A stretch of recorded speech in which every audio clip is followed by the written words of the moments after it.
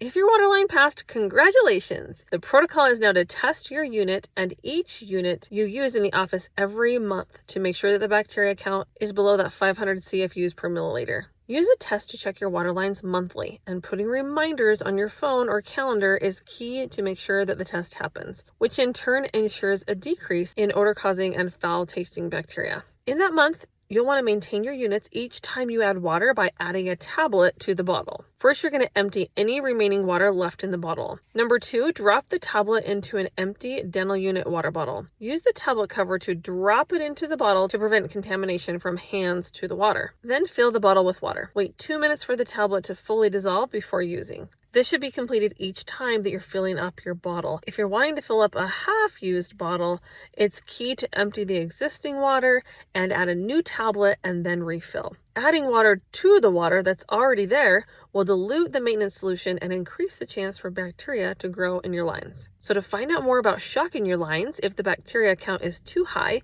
check out the next video all about the procedures and protocols.